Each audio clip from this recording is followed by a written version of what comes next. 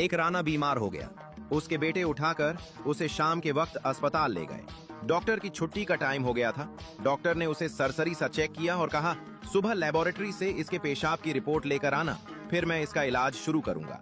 राने का पेशाब बोतल में लेकर उसके बेटे ने कमरे में टेबल के नीचे रख दिया।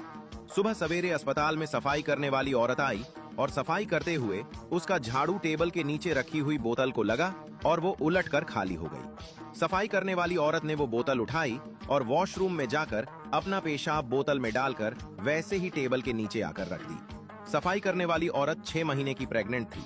सुबह जब राने की रिपोर्ट आई तो डॉक्टर ने रिपोर्ट पढ़ी। डॉक्टर राने की तरफ भी देखता और रिपोर्ट की तरफ भी कि ये 60 साल का बूढ़ा और रिपोर्ट में प्रेग्नेंट है, ये कैसे हो सकता है। आखिरकार डॉक्टर ने रिपोर्ट पर भरोसा किया और राने के बेटों को बुलाकर कहा कि ऐसा करो, 4 माह इंतजार करो, क्योंकि अगर हम अभी मरीज का इलाज करेंगे तो फिर बच्चे को खतरा है।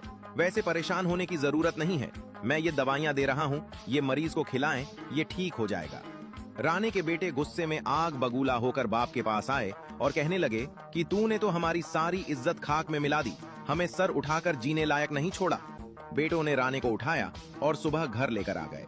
राने की सारी बिरादरी उनके घर इकट्ठी हो गई। उन्होंने सोचा कि रात को लेकर गए थे और सुबह वापस भी आ गए हैं, शायद डॉक्टर ने जवाब दे दिया है। उन्होंने पूछा, राणा साहब क्या कहा है डॉक्टर ने?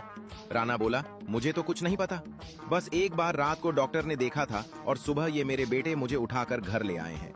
राने का बड़ा बेटा उठा और बाप से कहा, अगर बिरादरी को बताना ही है तो ये रिपोर्ट पढ़ लो और खुद बताओ। राने ने जब रिपोर्ट पढ़ी तो उसका रंग उड़ गया और बेटे से बोला कि ये बात तुम लोगों ने मुझे वहां बतानी थी।